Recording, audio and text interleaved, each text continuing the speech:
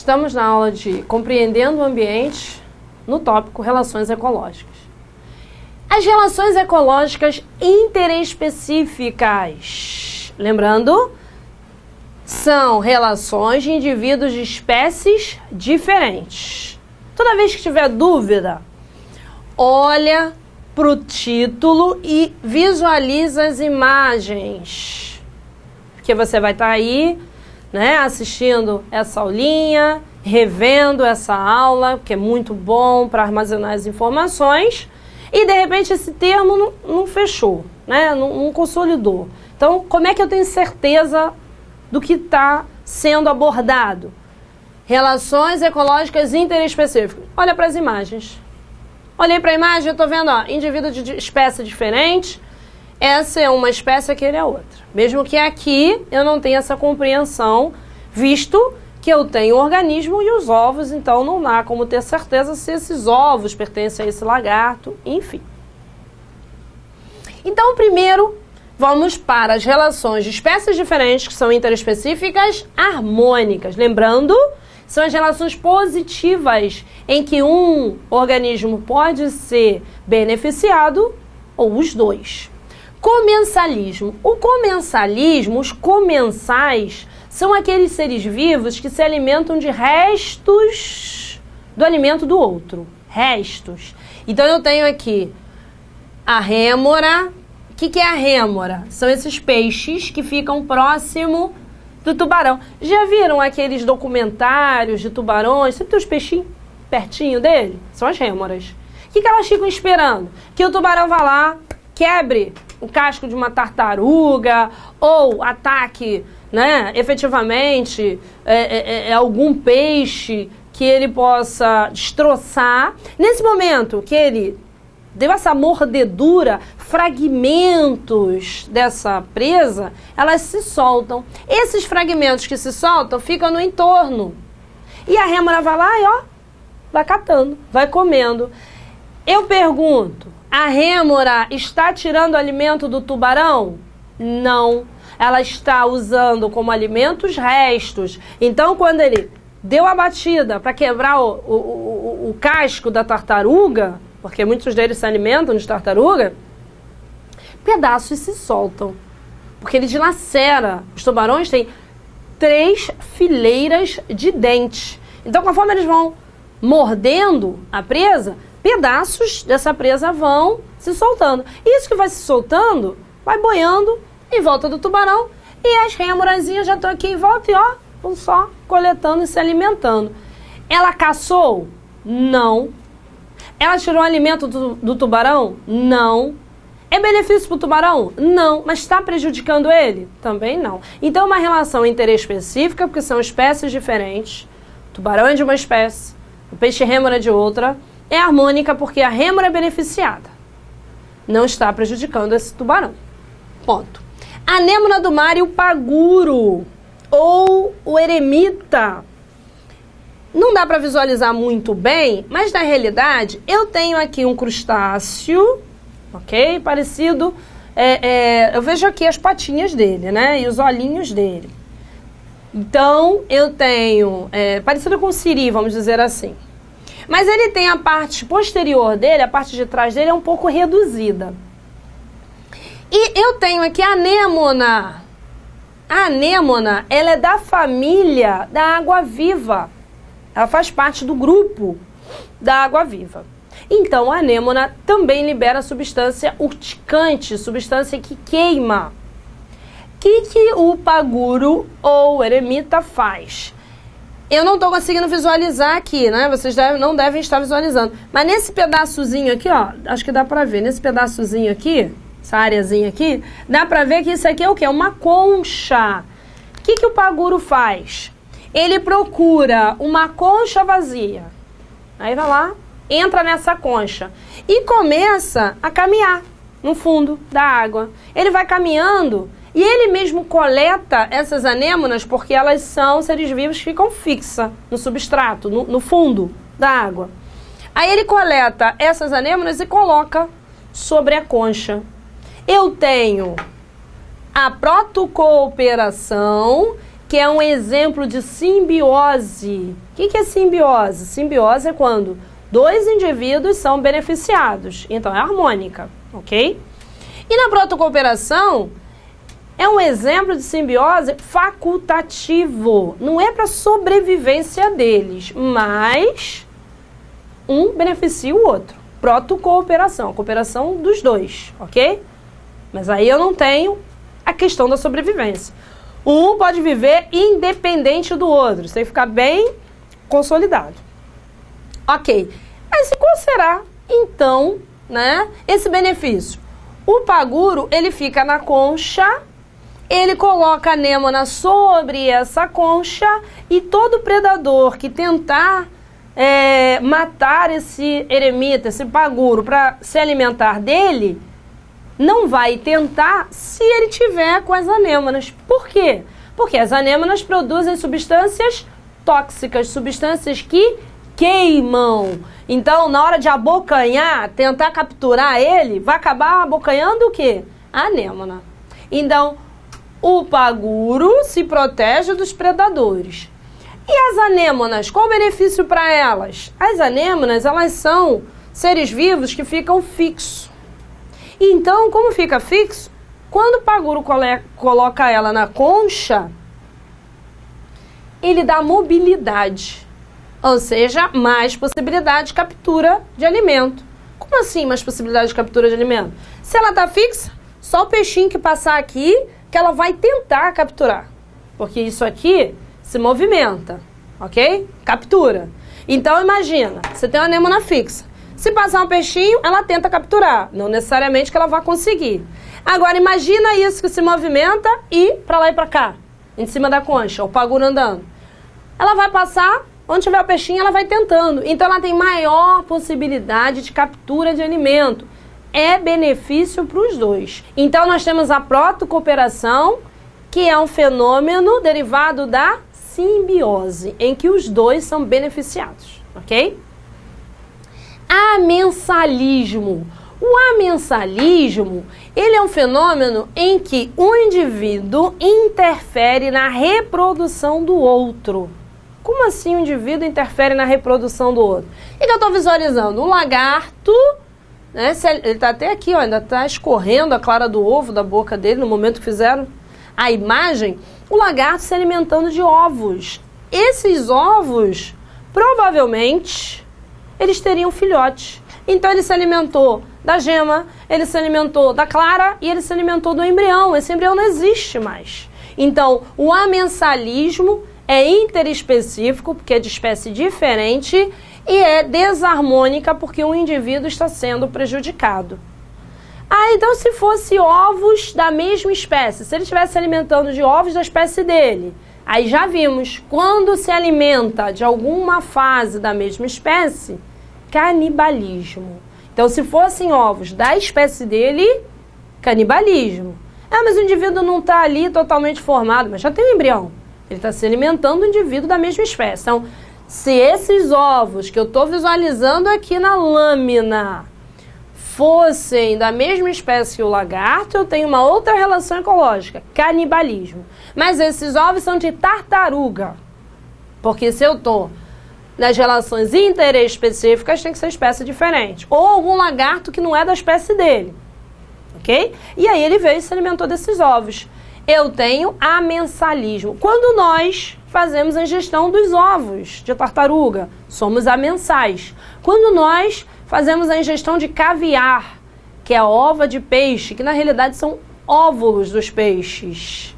Eu nunca comi esse negócio, mas para quem come, para quem já comeu, está naquele momento realizando a relação ecológica amensalista. Você pode dizer para o teu colega, e você está comendo caviar, você é um amensal. Eu falo assim para ele, você sabia que você é um amensal? Você está inibindo a reprodução? Você inibiu? Ah, mas eles tiraram lá, colocaram, fizeram patê, embalaram, venderam. Não importa. Mas quando ele tirou lá do ambiente para vender, impediu aquela reprodução. Então, quando nós fazemos a ingestão de ovos, seja assim como esses de casca rígida, seja de casca gelatinosa, aí vocês vão dizer assim, não, mas espera aí, eu soube, porque sempre né? Como a biologia é muito tranquila, é muito fácil, a gente vai lembrando de tudo. Então vocês lembram assim, mas as aves são os vertebrados que têm a capacidade de pôr ovos fecundados e ovos não fecundados. E aí eu só vou considerar amensalismo quando esses ovos forem fecundados. O que significa isso? Mais prático.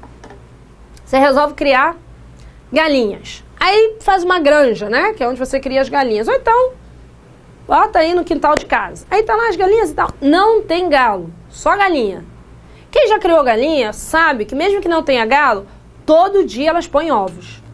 Quando você coleta esses ovos que não foram fecundados, porque você não tem o macho, não é amensalismo, porque não tem um embrião. Eu não estou impedindo a reprodução, ela está descartando aquele ovo que não foi utilizado, não foi fecundado. Agora, está criando galinhas, tem o macho, não necessariamente que todos os ovos sejam fecundados, mas é possível que o ovo que você está ingerindo tenha sido fecundado. Então esse da produção, que geralmente é vendido em mercados, em aviários, geralmente são de criação de aves em que você tem só as fêmeas. Então, geralmente, não está acontecendo amensalismo, visto que não tem o quê? O embrião. Então, eu tenho que ter a intervenção. Outro exemplo, peixes larvófagos. O que é um peixe larvófago? É um peixe que se alimenta de larvas de inseto. Tem alguns lugares que, para inibir doenças transmitidas por insetos, como a questão da malária, como a questão da dengue, as pessoas colocam o quê? Peixes nos locais que tem esses criadouros, peixes larvófagos. Eles se alimentam de um dos estágios da reprodução desses insetos, que é o período de larva. Logo, se ele se alimenta um dos estágios da reprodução, eu coloco ele no amensalismo. Um lugar muito comum que a gente pode observar essa situação dos peixes larvófagos é em chafariz. Já viu que lindo? Você vai na cidade, tem uma praça, aí tem aquele chafariz muito bonito e tal, e tem uns peixes ali. Aí você pensa, que peixes lindos, aí você fica ali só observando, admirando os diferentes tipos de peixe, as suas cores. Mas por que esses peixes foram colocados ali? Porque se você tem uma lâmina de água, ou seja, se eu tenho um reservatório de água que está num ambiente que eu tenho, né, uma grande população, eu tenho nesse reservatório de água a possibilidade de insetos se reproduzirem. Realizarem a postura de ovos, vai passar pelo estágio de larva, podendo ficar uma população de insetos muito grande. Então, qual é a medida? Colocar peixe larvófago. Porque toda vez que um grupo de insetos tentar se reproduzir, parte das larvas serão fonte de alimento para esses peixes. E aí, nós temos esses peixes larvófagos, geralmente em chafariz, mais um exemplo de amensalismo. Relações ecológicas interespecíficas. Então, visualizando, nós percebemos, só confirmando isso, que eu tenho indivíduos de espécies diferentes. Aqui eu não vou conseguir perceber o indivíduo. Já explico já o porquê. Nessa lâmina, nós temos relações interespecíficas apenas do formato desarmônico, em que um dos organismos vai ser prejudicado. Então, o primeiro exemplo aqui, o predatismo. O predatismo, nós temos o fenômeno em que um ser vivo mata o outro para dele se alimentar. Esse predatismo é do tipo carnívoro. Ele vai se alimentar da carne desse outro ser vivo. Existe um tipo de predatismo que não é muito citado, mas é ótima pegadinha para a questão. Que predatismo é esse? Os insetos que se alimentam das plantas. Por que os insetos, ao se alimentar das plantas, nem sempre a gente consegue perceber essa ação do predatismo? Porque geralmente na nossa mente está associado a isso aqui, ó, um embate, a presa, né, que é esse que está sendo predado, ou seja, a vítima, vamos dizer assim, a presa tentando se salvar, a presa tentando fugir. Então ficou muito isso na nossa cabeça, nos filmes, nos desenhos. O predatismo assim, uma caça e outro vai, aquele embate. Quando você considera um inseto tentando se alimentar do vegetal, e chega ali, cortou a folhinha, vai comendo, cortou a folhinha, vai comendo. Imagina a nuvem de gafanhoto, passa numa plantação que quase devasta essa plantação. Mas vamos perceber, apesar do vegetal não conseguir se movimentar, ele não está morrendo para servir de alimento para o outro? Então sim, é um fenômeno de predatismo.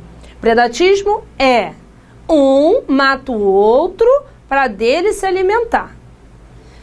E aí, a questão do leão e da zebra é um predatismo do tipo carnívoro. A questão do inseto e do vegetal é um predatismo do tipo herbívoro ou herbivoria, quando se alimenta de vegetais.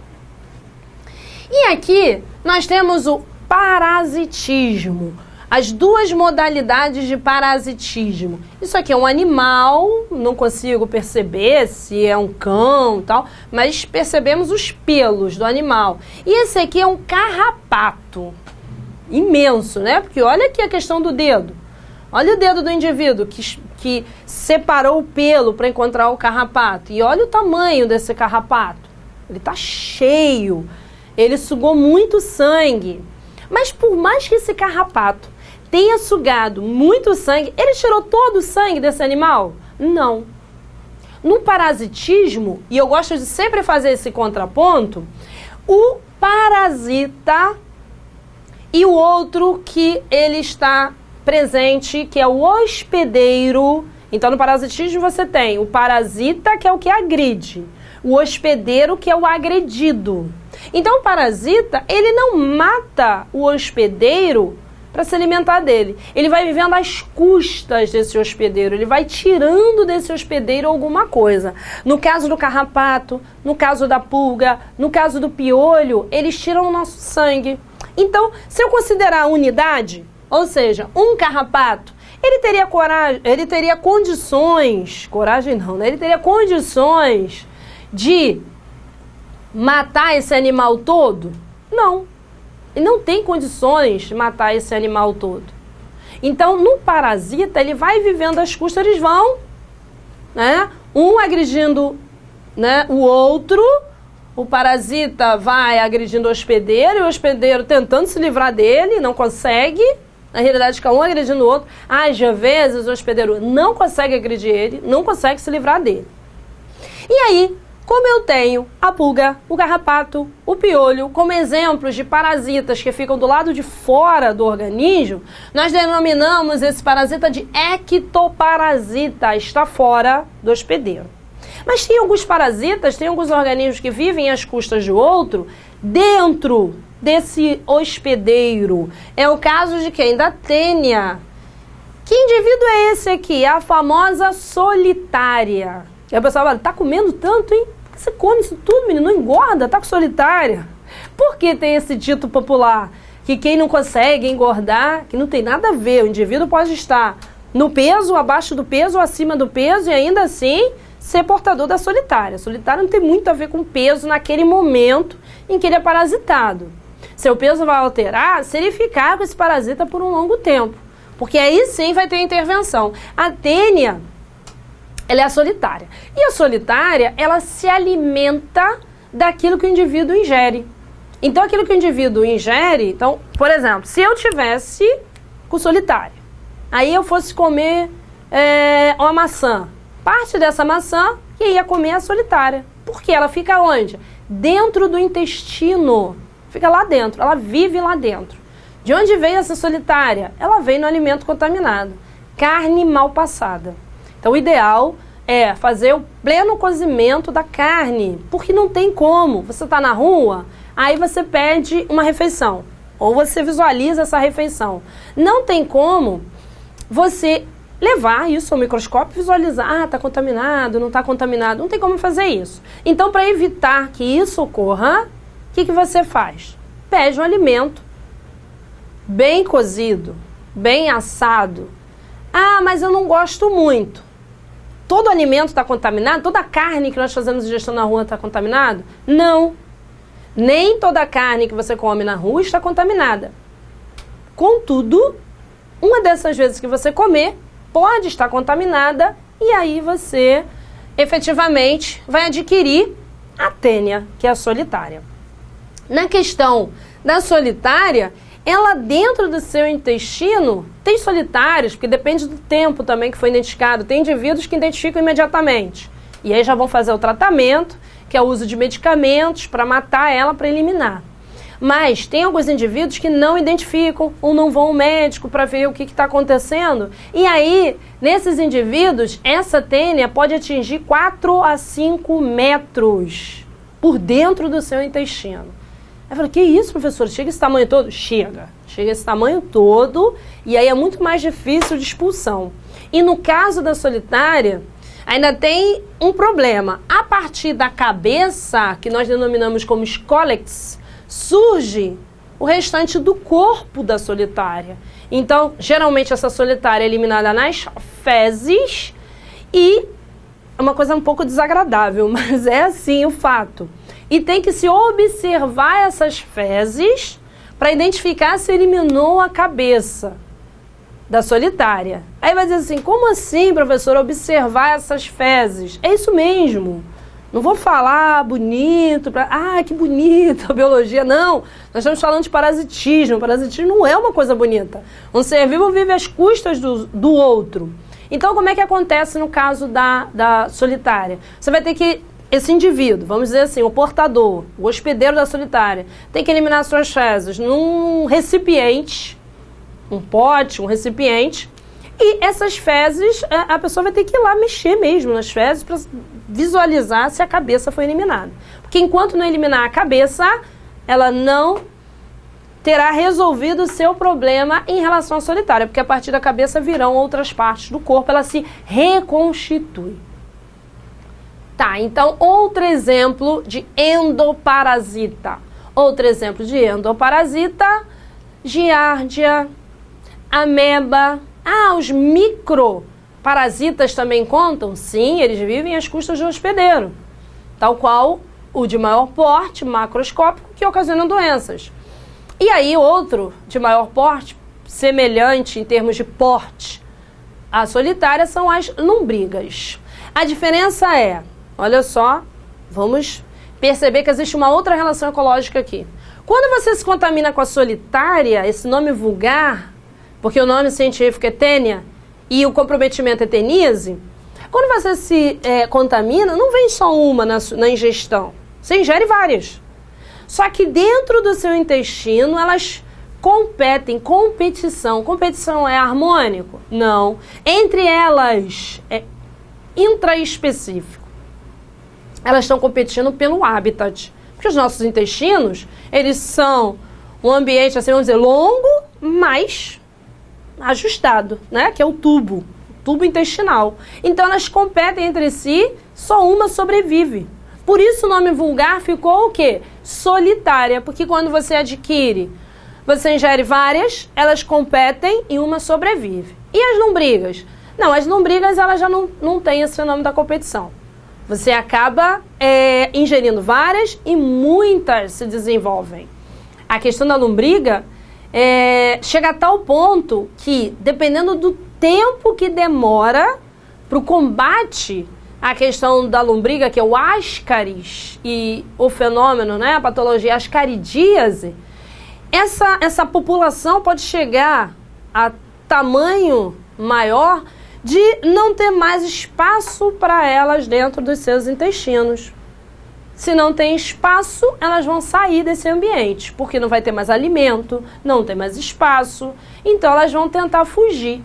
E pensando em sistema digestório, quais seriam as aberturas? O ânus, então eliminando as fezes, e dependendo do grau, da quantidade de indivíduos dessa população, elas podem seguir para cima e sair pela boca. E aí, nesses fenômenos em que as lombrigas saem pela boca, o indivíduo pode sufocar. Ele pode morrer sufocado. Pode ocasionar um sufocamento, porque ao passar pela faringe, parte delas pode obstruir a faringe e o ar, né, não mais passar. Então é uma coisa muito séria o parasitismo. Então a questão do predatismo, olha a regra. E eu botei essa imagem já para a gente perceber isso bem. Geralmente é um ser vivo de maior porte com de menor porte. Isso aí em termos de carnívoro. Ou no caso do inseto. Ah, mas professora, eu tenho lá a questão dos gafanhotos e uma árvore muito grande. Mas ela não se movimenta. Então eu tenho um indivíduo que consegue predar o outro e ele não se defende. Então geralmente é uma relação em que um ataca e o outro não tem condições de se defender. E aí esse que ataca acaba utilizando esse que não conseguiu se defender como alimento. No caso do parasitismo, eu tenho o parasita, que é um indivíduo que vive às custas do outro. E esse outro, que é um indivíduo que é parasitado, é denominado hospedeiro. Na relação de parasitismo, geralmente ela é de longa duração. Aqui, predatismo, chegou, matou, pronto. Parasitismo, as pessoas vivem com solitárias por dias, semanas, meses, anos. Muitos anos até. Carrapatos e pulgas. Claro que chega a um certo ponto, uma certa quantidade, que aí fica um pouco difícil, ok? Vamos então a uma questão, para compreender isso melhor. E aí, essa questão é muito legal. Escolhi ela porque ela é engraçadinha. Mas olha assim, negócio desse, que é um negócio sério, tá? Relações ecológicas, eu tô aqui, professora, guardando esses nomes tão complicados. Mas isso aqui é proposital, sabe por quê? Vários alunos meus, eu vou lá, faço a prova, olha que legal, faço a prova, não são todos, tá? Mas muitos alunos, eu digo muitos alunos, porque eu vou considerando os anos todos que eu tenho de sala de aula. Então eu tenho mais de 20 anos de sala de aula, e aí a gente vai passando e vai vendo, uma turminha tem um, tem outra e tal, por isso que eu mencionei vários alunos ao longo desses anos todos. Aí toda vez que eu boto uma tirinha, daqui a pouco eu vejo, em vez do menino da menina estar prestando atenção na prova, ele já está desenhando um outro personagem aqui, está pintando o personagem. E aí eu deixo esse alerta. Imagina, daqui a pouco você vai fazer uma prova que é efetivamente fiscalizada e você tem um tempo para fazer. Por isso a fiscalização, como o Enem, por exemplo, e aí você se depara numa questão dessa, fica distraído, pintando e tal. Então eu trouxe uma de tirinha que é para eu sempre dar esse alertazinho, não se distraia com as tirinhas nem nada disso. Elas são utilizadas como referência e ponto. Depois, com calma, que você fizer a prova, até você brinca com a tirinha, não tem problema. E aí, vamos lá, no consultório.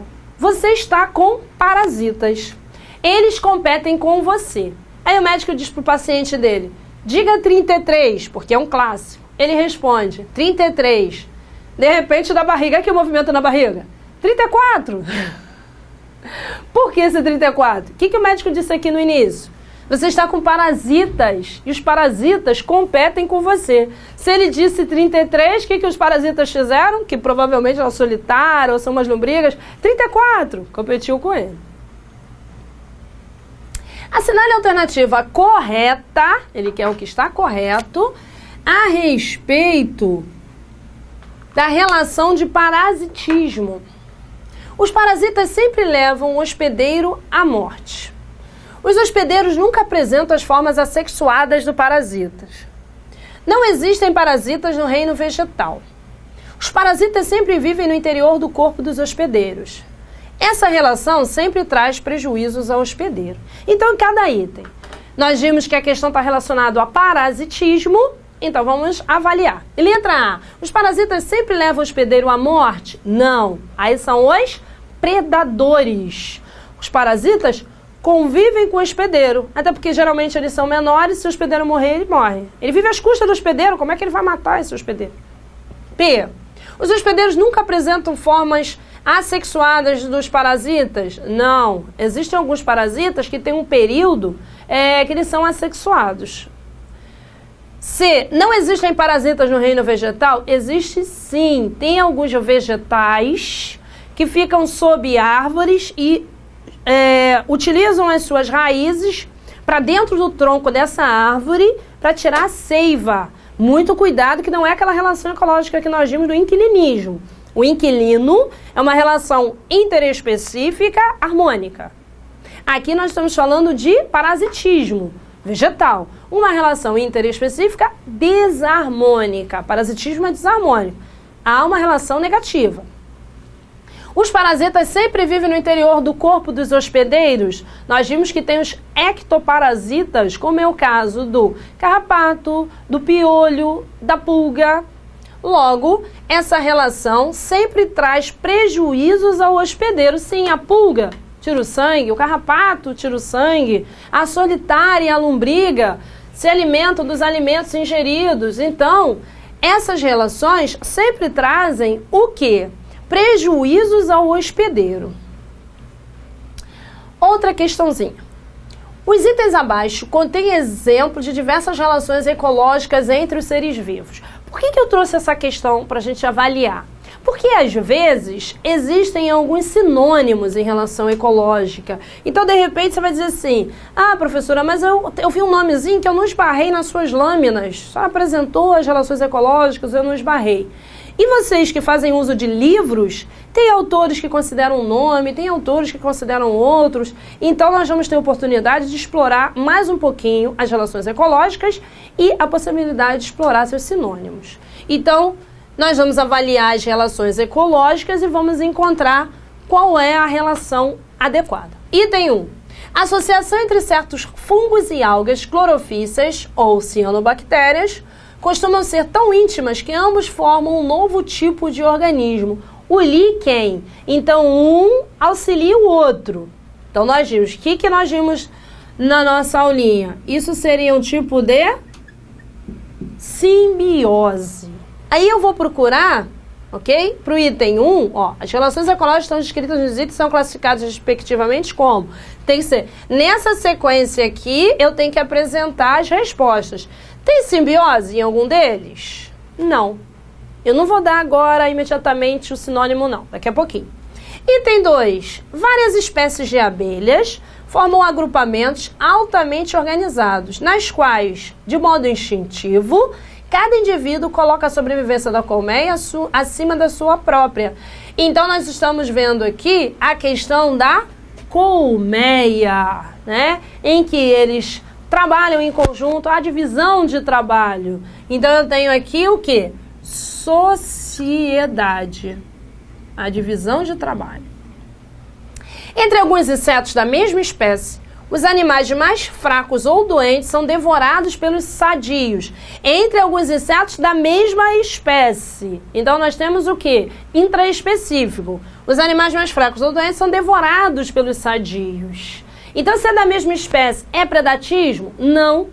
Predatismo é a condição de espécies diferentes. Da mesma espécie, nós temos o fenômeno do canibalismo. Canibalismo. Então, sempre lembrando, os dois casos, um se alimenta do outro. Predatismo, espécies diferentes. Canibalismo, indivíduos da mesma espécie. Item 4. A caravela é um quinidário, vive flutuando no mar e é formada por um conjunto de indivíduos da mesma espécie que vivem fisicamente juntos, dividindo o trabalho. Então, a caravela que nós já vimos, ela, com essa união, ela forma o quê? Uma colônia. Então, ela forma uma colônia. E aí, nós temos aqui as opções. Na sequência, eu teria como resposta, né, o item B. Sociedade, canibalismo e colônia. Mas que mutualismo é esse? Ok. Nós vimos que simbiose é a relação ecológica em que os dois indivíduos são beneficiados. Aí nós vimos uma que era a protocooperação. Na protocooperação, um é beneficiado. Nós vimos o Bernardo eremita, que fica dentro da concha e as anêmonas vão capturar o alimento. Outro exemplo clássico da protocooperação é o pássaro palito. Em alguns livros, você visualiza a imagem o quê? Do crocodilo com a boca aberta, o pássaro pousa ali e ele começa a tirar os restos que está entre os dentes. Não deveria ser pássaro palito, deveria ser pássaro dentista, né? Mas, na realidade, por que pássaro palito? Porque quando nós realizamos a nossa refeição, muitos de nós temos o hábito de tirar os restos entre os dentes com um palitinho, palito de dente. E o pássaro, ele faz isso entre os dentes do crocodilo e de outros animais que abram a boca para ele fazer isso, ok? Então, simbiose do tipo protocooperação, os dois indivíduos são beneficiados, mas não é necessário para a sobrevivência. Agora, simbiose do tipo mutualismo foi o primeiro item. Vamos rever? A associação entre certos fungos e algas clorofícias ou cianobactérias costumam ser tão íntimas que ambos formam um novo tipo de organismo, o líquen. Então, os líquens, eles são uma alga e um fungo junto. Por que essa alga e esse fungo se associam? Geralmente, isso ocorre em ambientes em que a alga sozinha, o grupo de algas, a alga, quando eu cito, não estou falando do indivíduo, estou falando do grupo das algas, correto? Essas algas, se não tivessem a ajuda do fungo, elas teriam uma certa dificuldade. Por quê? É um ambiente ainda hostil e as algas, para realizar a fotossíntese, elas precisam de luz, água, gás carbônico e sais minerais. E aí, essa questão dos sais minerais, elas não tem como retirar. Então imagina, você está no ambiente, só tem a rocha. E essas algas vieram no vento, elas são microscópicas, então elas são carregadas pelo vento. Elas se depositaram sobre uma rocha. Ali você tem a luz, ali você tem um gás carbônico, ali você tem a água. Mas e os sais minerais? Não tem como tirar dali. Ok. Nesse mesmo vento foi carregado o fungo, porque eles são microscópicos. E o fungo se depositou ali. Nós vimos o quê? Que os fungos não produzem seu próprio alimento. Os fungos são decompositores. Então, se ele ficar ali sozinho, ele não vai ter o que decompor, ele vai morrer. O que ele faz? Se associa à alga. Aí ele começa a liberar ácidos nessa rocha, e esses ácidos faz com que os sais minerais saiam dessa rocha, e aí a alga usa. Então a alga vai usando os sais minerais, a água, a luz, realiza a fotossíntese. Aí o que acontece com a população dessas algas? Essa população aumenta. E os fungos fazem o quê? As algas que morrerem, porque elas têm um tempo de vida curto, vai servir de alimento para eles. Então eu preciso que a alga e o fungo se associem, porque senão eles não vão sobreviver. Então essa associação é uma simbiose necessária, ajuda, né? Mútua, por isso o nome é mutualismo. É necessário para a sobrevivência dos organismos, ok? Simbiose tem do tipo básico, mutualismo, necessário para a sobrevivência de ambos, protocooperação, em que eles se ajudam, mas não é necessário para a sobrevivência. E agora, nós então fechamos a nossa aula de Compreendendo o Ambiente com a professora Simone Bessa e nos veremos numa nova aula no próximo momento.